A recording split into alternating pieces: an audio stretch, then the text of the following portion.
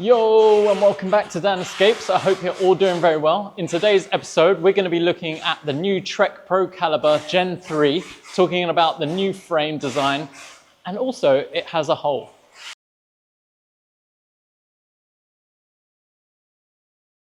So I'm going to reveal the top tube, which is the biggest change of this frame.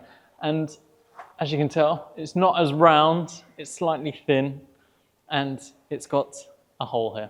I can put my hand through the frame. It looks a bit weird. Okay, I'm gonna stop doing that now. This is the big talking point. It's either gonna divide people, whether they like it or they hate it. Personally, I really like it, and they're calling it ISO bow. So I'm gonna go into that in more detail, but the spec of bike I have here is the Trek Procaliber 9.7. So it's a full carbon frame. You've got carbon wheels, which is the Bontrager Covey Elite. And it comes with a really good upgrade up top, which is the RSL one-piece stem and bar carbon, I might add, handlebars. Up front, we've got a SID. It's just like the basic SID. It's not like the Ultimate, or definitely not Flight Attendant as well. And then you've also got a remote lockout for that, so you can lock it out and unlock it if you're going down rowdy descents. And also with the Procaliber, which you didn't get with the old carbon models, is a dropper post. So previously you were able to route one, but when you bought the bike, it never came with a dropper post. But now with all the Procaliber models for Gen 3, you're gonna get a dropper post. Also, this one comes with GX axis. So you're gonna get the SRAM transmission GX derailleur on the back and just the wireless shifters up top here. Also with the build, it's not supposed to come with Pirelli tires, but it's come with the Pirelli Scorpion XC RC race tires, which is quite nice because it has that yellow decal on it, which I really like. It's supposed to come with Bontrager's own mountain bike tires, so maybe they hadn't had them in stock, so when they ship this bike over, they just put the Pirellis on, which to be honest is an upgrade I would make anyway. I'm going to go into more details about this frame and the changes they made to it. So we're going to start off with this ISO bow and this top tube. I've got the older frame behind me, so the Gen 2 version. As you can see, it's a lot thinner compared to this one. This one's slightly a bit thicker. It's still got the flat top, but yeah, you can notice a difference in the size. But then yeah, moving back, this has the ISO bow with the hole inside. So you might be familiar with this whole system coming from the Trek Madone, which I did a video on, and having the ISO flow. I'm not sure about the aerodynamic gains this gives you, but it gives you more compliance, which is the same with the Madone. And they're saying compared to the old ISO speed that came with the Gen 2, it gives you exactly the same amount of compliance in the frame. So it gives you a little bit of flex and movement there, so it's less fatiguing on your rear end. With the previous ISO speed, it had bearings inside, so that's something that you would have to service and look after. I know from friends who have had the Procaliber or still riding it now, they've had no issues with theirs, and they really love their bikes. So getting rid of that means you don't have to service any bearings, and also it reduces weight. So that means that it's going to be a slightly lighter frame. And then when you look at the frames themselves in terms of weight, the Gen 2 weighed in about 1.3 kilograms. This one's 1.2 kilograms. Still the lightest by far is the Gen 1 version, which is just over 1 kilogram. I think it's 1.01 kilograms. So that is still a lightweight build, but you lose features like the UDH, which you get on this bike, that you don't get on the Gen 1 version. So personally, I think this is a very good upgrade. Obviously, I won't know how it performs until I try one out and take it on some really rough descents, and hopefully it won't snap, but with Trek, you do get a lifetime warranty, so if it does defect due to manufacturing defaults, you are covered under warranty there. So obviously if it's in a crash, that's a different answer, and insurance is your friend. Looking at the design, personally, I really like it. I like this thin look up top. And then I kind of actually like this ISO bow hole. It almost looks like a bottle opener, and you know, technically I would be very tempted to try and open one, but I know that would definitely void warranty if you did that. So it still has the 120 mils of travel with the frame, but included with the bike is a 120 mil fork. So previously with the Gen 2 bike, If you wanted to buy the full components, it will come with a 110, and if you wanted to upgrade to 120, you'd have to buy that later, but this now comes stock with 120. They've also slackened the head angle. So it used to be 68.8 degrees, so a little bit steeper, and now it's gone down to 67 degrees. So again, makes it easier when you're descending over rougher terrain. So you've got that little bit longer geometry for handling rough stuff. So coming to the back of the frame, you now have a smaller down tube, so it's not as thick as the previous generation, so it's noticeably thinner. It still has a press fit bottom bracket. They haven't decided to go for a threaded, which now are getting on most of their road bikes and mountain bikes. The only ones that I know off the top of my head that still have the press fit is this Procaliber, the old Procaliber, and also the new Supercaliber, which is a super nice bike. I really like the Supercaliber, especially that Flight Attendant model, which is like 11,900 pounds, I think. Yeah, one day we'll get there. Like I said before, my friends have been running the old Procal frame, had no issues with their press fit bottom brackets. We've seen customers come into the Trek Battersea store where I am now, and they haven't had any issues. And again, if you do have any issues and it's not due to any like impact, you have that lifetime warranty on the frames. One thing I forgot to mention with the front of the bike is that they have now removed the knock block. So it means you can turn the bars fully around if your gubbins underneath here allow you to. Obviously that means that if you're in an impact and this hits your frame, it's not going to be pleasant. So that's something to bear in mind by losing the knock block. That means that one, you don't have a proprietary part, so if you need to fix this elsewhere, you don't need the knock block headset in place. So that's pretty handy. If you do crash, we'll bash your handlebars into the frame, which I don't know if it's a good thing. I did like the knock block, that it offered that protection,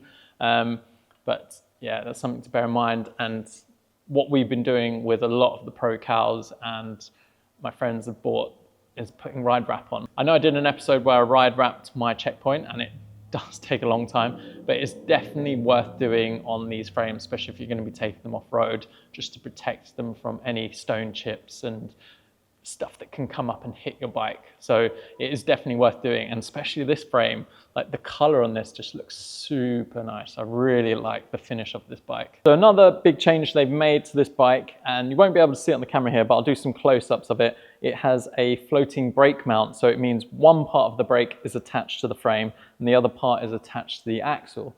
That means that as these frames flex, it can do so freely without being affected when the brakes are being locked, because you know, the way it moves, it'll be able to flex more. And that's what gives it that comfort and feel as well. Other than that, not much has changed. You still got the UDH, which I've been banging on about on the Trek Madone, the Checkpoint that's just come out, and Checkmate, and also the Damani AL, and wanting to put transmission on those bikes. Now I'm finally doing a video about a bike with transmission on it, and it is here, and it's attached to the frame. So I've been riding this around in the shop, and it just feels super nice when you're shifting, like very quick, can shift under load, and I really enjoy riding with it. The only thing that I have had an issue with is the buttons. I think the module up there, you probably have to experiment to find a position, but when you're hitting the lower button, you have to really reach down. But I noticed this is a lot better than the older design from SRAM, because whenever I used to change gears with that, or when I was riding, I would accidentally hit the shifter and I'd change gears when I didn't want to. So if you want to buy the Procaliber, you have a few options, quite a few options actually. So it comes in 3 levels in the carbon version. So you've got 9.5, 9.6, and 9.7. With those, it's going to be upgrades and parts.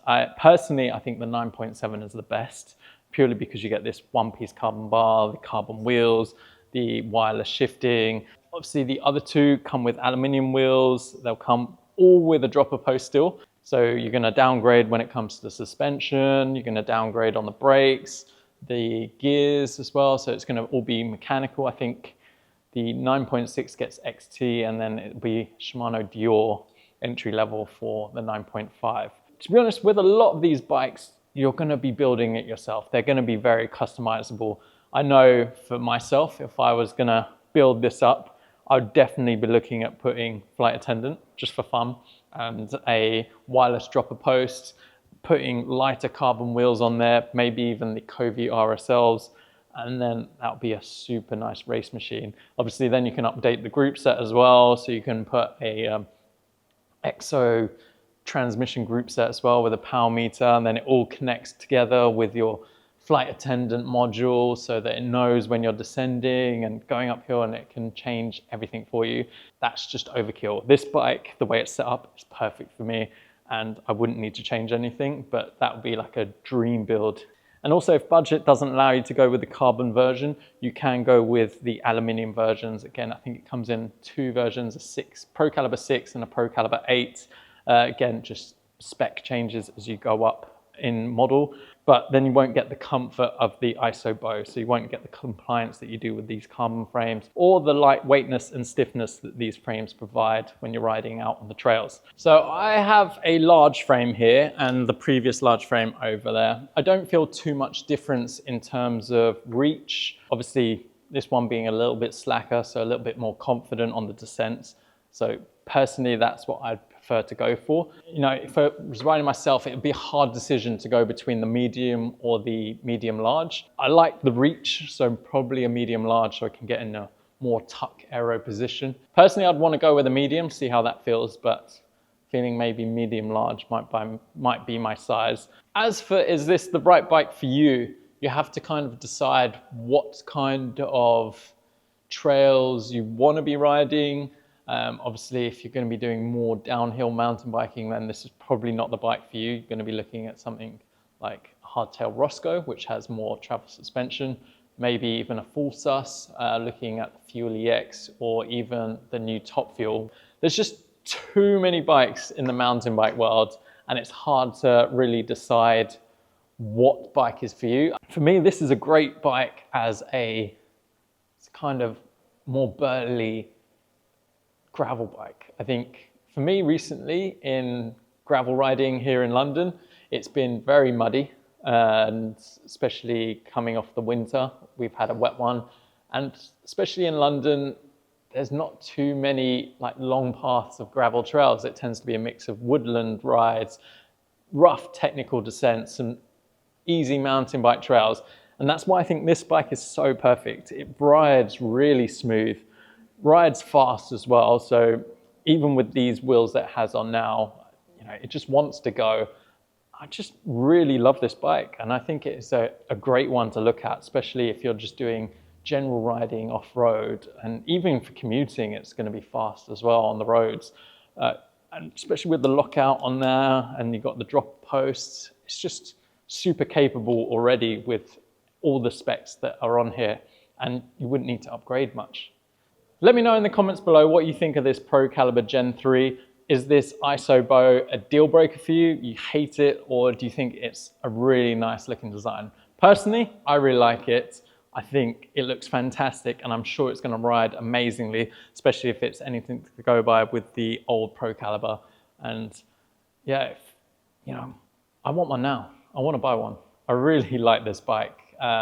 Again, if I could, I'd probably go with the Super Caliber as well. I just want multiple bikes. I just want a garage full of bikes.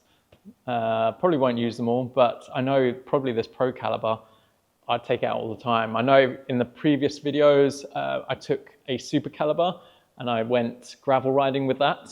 You can check that out if you want. And it felt super nice on the gravel trails. And I can imagine this would be even better and faster. So another good thing is if you do want to turn this into a gravel bike, you can put a 38 teeth chainring up front to give you that speed on those flat open gravel tracks, which is quite handy. I think the previous one could only go up to 36. So it's nice that you can add that on here. I think on the aluminium version, it's only 34, if I remember correctly. But yeah, it's nice that you can now put a 38 teeth cassette on there. It's cassette chainring. But yeah, that's it for today's episode. If you enjoyed it, please do give it a thumbs up and subscribe to my channel, as it helps a lot and I appreciate it so, so much. Hope you're all staying safe, staying positive, having fun, and I shall see you in the next one. Oh, come through.